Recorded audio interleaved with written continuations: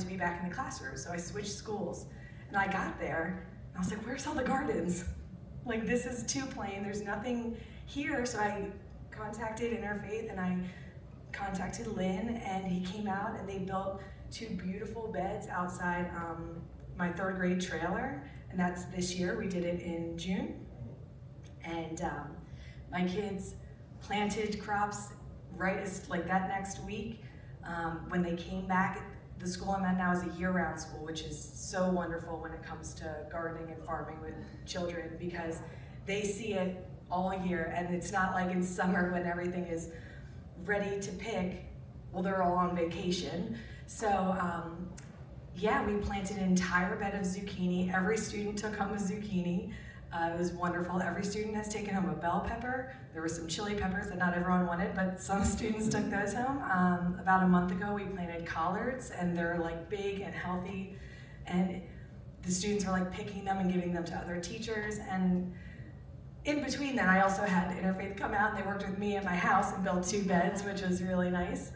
But I can't say enough good things about the work that this program has done, and just opening students' eyes to the fact that they can grow their own food, and it doesn't have to be hard. It doesn't have to be this big reach. It's very doable. And one of my students' like favorite things is to like go out and look in the garden and like see what's happening, and see like what has a flower now, and what, you know, it's just, there's so many opportunities for learning. And without Interfaith, I wouldn't have been able to create that for my students. So that's really all that I want to say, but it's been really, really meaningful. So thank you to Charles and to Lynn.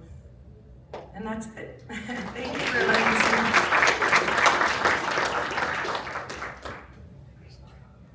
Thank you so much for being here and joining us. So we heard from these 2 different programs, both serving neighbors and communities. I would like to open it up for any questions, if anyone has any burning questions. Yes. I'm gonna have to bring microphones too. Right, I'm doing this right? Okay, great. I have a question for the Garden for Everyone. Do you have a metric or a percentage of how many boxes are still being sustained? Great question. We do not. It's been discussed a lot. We've taken some actions. In this process, it really was it was embedded in it that we had a 3-month, 6-month, year follow-up survey. The reality is, of the hundreds we sent out, we got like this many. Right? We just didn't get any feedback. I'll be very honest with you. We've seen a lot of them as we've gone around. I would love to know those metrics as well. We don't have the data. We've seen a lot, and we've heard a lot from homeowners. But you know, I mean, just flat out, I don't. I will be honest with you. I think there was some folks that jumped on because friends, neighbors, and were doing it. But for the most part, I think I can speak to the relationship we had when we built the box, that they were all in. This box was going to be going. We also started a Facebook page just for garden box recipients. Not a public page, absolutely invite only. We've gotten a ton of feedback and pictures, and tomatoes with tiaras, and watermelons in bags. And I mean, and it was for that, to reach out, get some information back. If you got a question, why is this? Post brag pictures. I mean, who doesn't want to do that? I mean, that's what gardening is all about, right? At the end of the day, I want to see it, but I also want to show everybody. Right? So, hope that answered your question. Yeah. also want to remind that there should be handouts. Are there handouts on people's tables? Okay. For both programs, some considerations, how-tos, and you can also piece that together. This doesn't have to all be at once. So, question? Hello. This question is also for the Gardens for Everyone program. I had the pleasure of being able to witness a garden installation at the Durham Center for Senior Life that y'all did. It was great to see that. Now that you're switching to this workshop model, is there a place that you're doing this specifically, and are you looking for community partners to host workshops at their locations? You betcha. Yeah, to answer your second part of that question, you betcha. We're working on talking to a number of partners. Right now, I think we're on tap to build one at Broughton High School, 6 boxes. The Durham Life was, the only difference in a workshop for that would have been that we kind of sort of called that a workshop to some degree because we allowed those volunteers and the volunteers we gave them the instructions and let them build, right? That's one iteration of this workshop model. But yes, we're looking, I want to get out there. I want to get back out there and my hands in the dirt badly. So bring it. Bring it, yeah.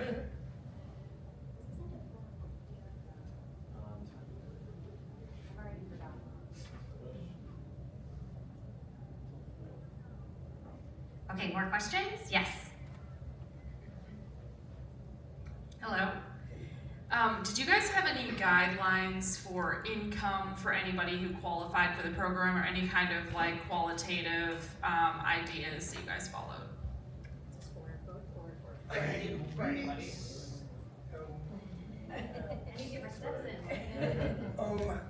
I'll be honest, that's how we started with part of the application process, was very much centered around those in need.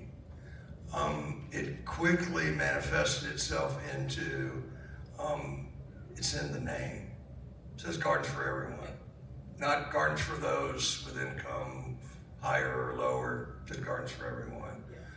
We moved away from that data keeping, if you will. It was out there.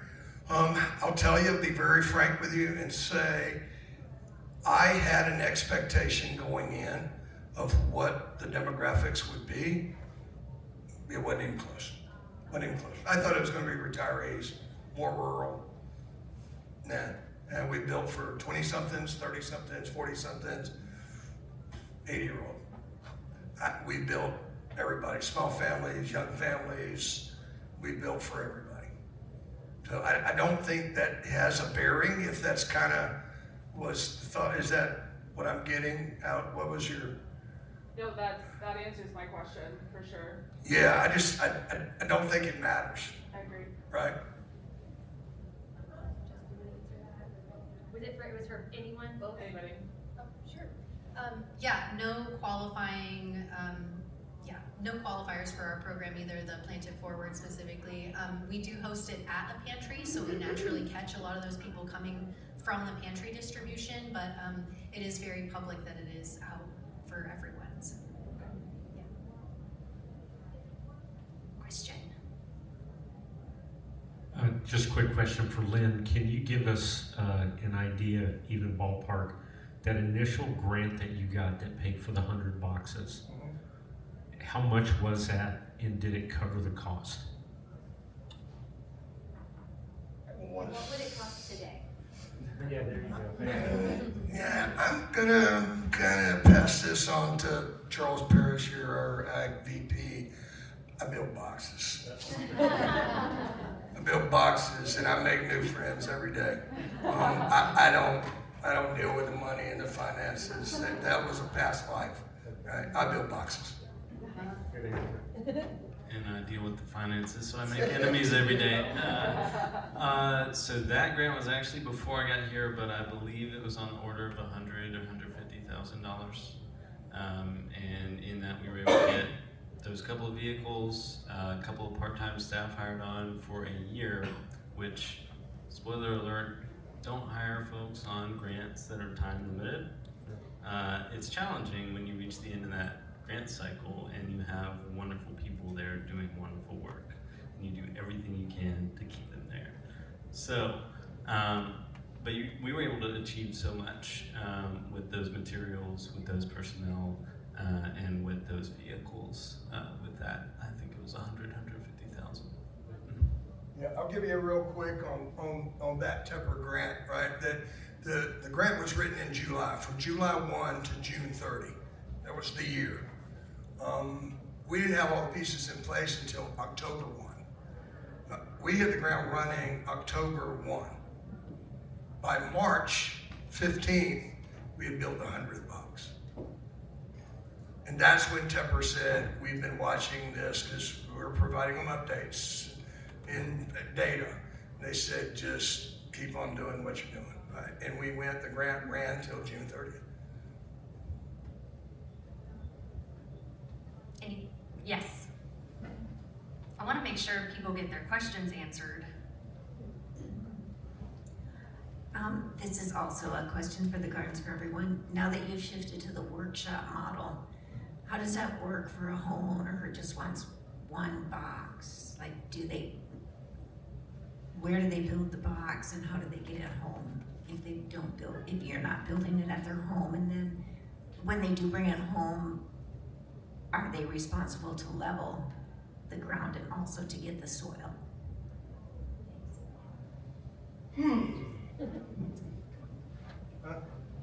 Yeah, great question as well. Yes, to all of that, to some degree. There's several different iterations of the workshop model, but in its basic form is we would, for any organization or community, whatever they be, have a host site. We would provide all the materials. That means all the wood that's already cut to spec. We bring all the screws, everything, and then they could load up. If they wanted that one box, that homeowner has the ability to load that box, take the lumber. We can give a demonstration on building that box. As part of this workshop, we'll do demonstrations ourselves. We'll have audience participation in show you how. We're going to give you a video that tells you step by step how we build the box. We can give you a handout that shows you step by step in how to build the box. We can have soil delivered to this host site so that it's there for you to pick up and get home.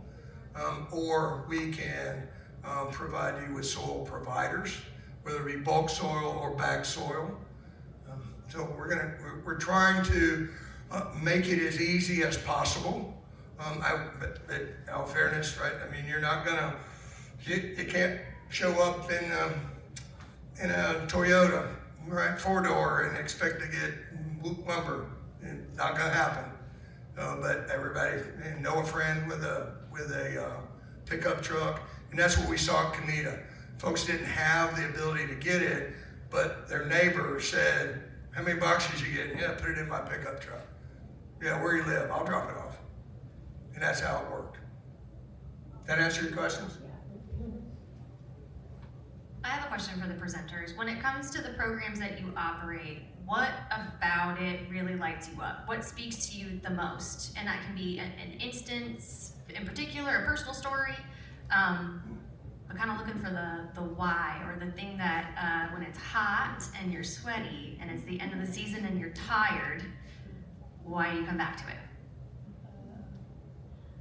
I think specifically with the Plant It Forward program, there are lots of different aspects of different programs that I help to operate, but specifically with the Plant It Forward program, I think that it really is seeing the families come together to shop for plants, and not only coming to one event, but coming year after year. We had a little news story that I didn't get to show because the audio is not great in here for the computer, but that is a family who comes to our event every year, and every year they come back and they tell us, those little kids, they tell us about how much they love to eat cucumbers and how easy it was to grow them, and how they have to get tomatoes because that's what mom likes to eat. And so it's seeing the families bond over this and seeing the community come together to bond over it as well. There's so many different aspects of gardening that are so healing, and it's not just the food that comes out of it, it's the activity itself that is healing for our communities. Yeah, I agree. You pronounce it cucumber. 3 years old. Yeah, I had an 8-year-old that turned me on to cucamelons, and that is the coolest thing ever. How much time do I have? Can you keep it to a minute? Yeah, maybe. Let me tell you really quick. This sums up what I'll tell you the French fry story. I showed you the picture. A neighbor put in an application, met her, talked to her. She said she wanted the box for her son. Her son decided he wanted this box. Son is, set the stage for her, son is adult, neurodivergent, living at home, 6'4", probably 320. When he hugs you, you just go, oh, right? Biggest smile, neighborhood Pied Piper. He wanted a box. She said, what do you want to grow? He said, oh, I want to grow apples and oranges and bananas. Nikki, mom, being mom, to Paris, her son, said, yeah, there was a teaching moment there. So she explained to him, no, we can't do those. Those are trees. Those are plants we can't do. Well, what's your next favorite? So he said, spaghetti, hamburgers, hot dogs. Like, yet again, a teaching moment. He said, no, let's keep it to vegetables. He couldn't. He said, French fries. She said, I got you. I got you. We can do that. So we literally started calling it the French fry box. We built Paris a box. Paris planted the most beautiful potatoes, plants you've ever seen, and he paid for the box himself. And the coolest moment, he came up to pay us with the money in his hand, wadded up, handed me the money. He earned it by doing chores for the neighbors in the they live in a cul-de-sac.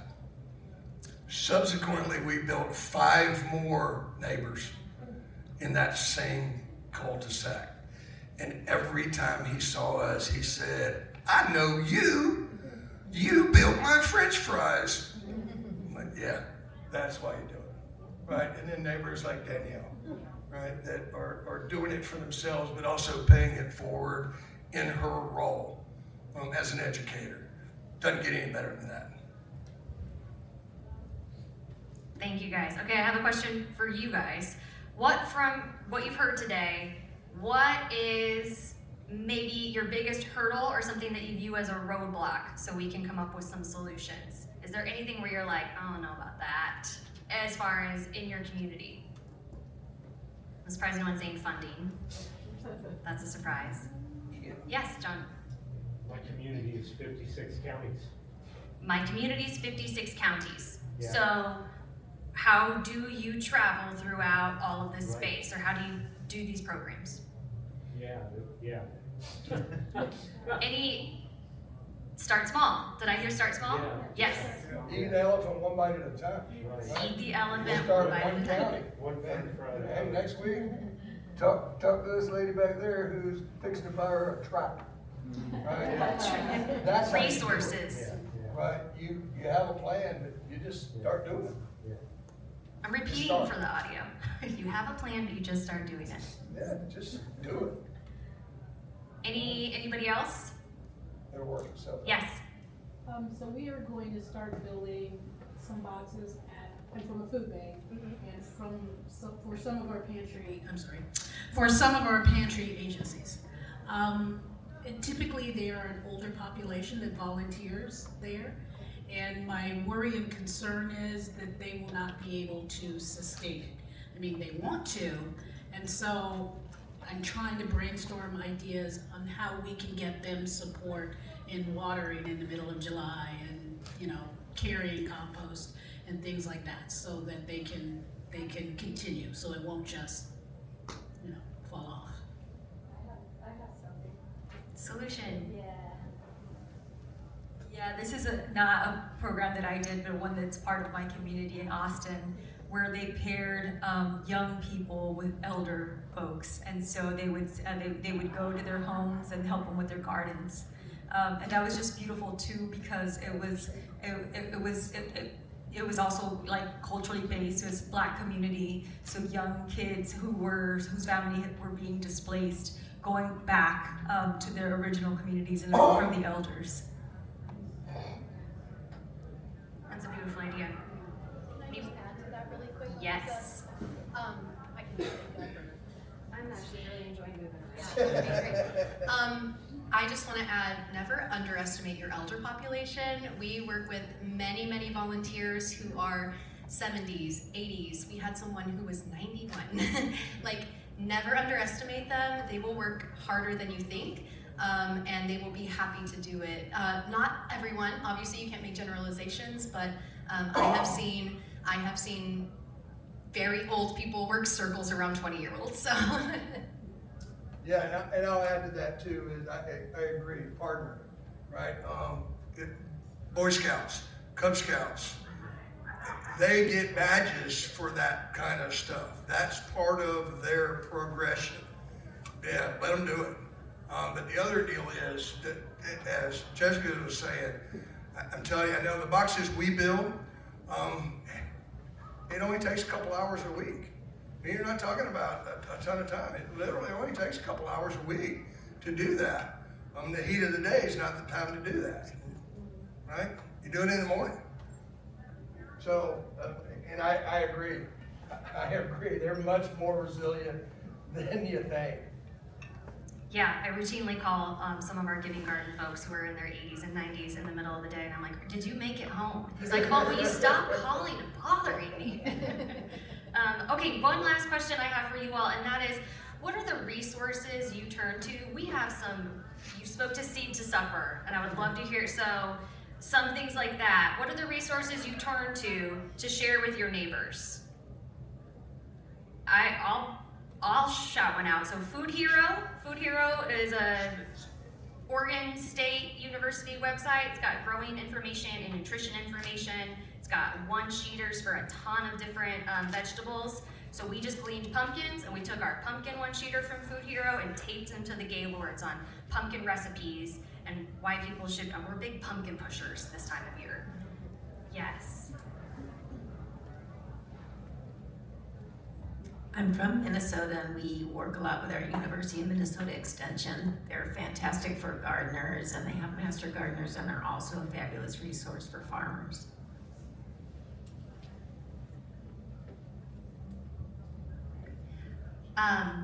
Seed to Supper, of course, that's a free online growing curriculum. I guess just, if people don't know what Seed to Supper is, it was at one point a combination between Oregon State University and Oregon Food Bank. It was a free gardening class. It was 6 weeks. We held workshops at libraries and wherever to teach people how to grow their own food.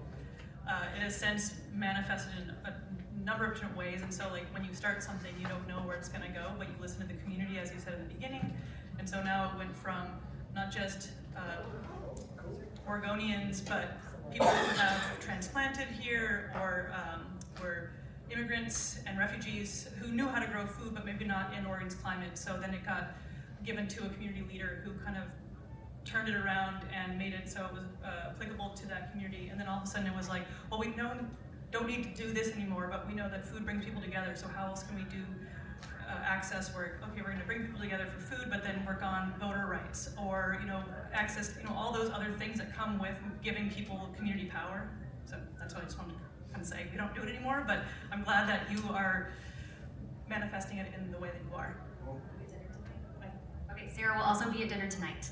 Also, it is time, but I wanted to plug community seed libraries, many seed libraries throughout the country, and community tool libraries for your neighbors as well. Your county extension service. County Extension County Office, Extension Service. any university, any community college, there are programs out there, there are experts out there, community gardeners.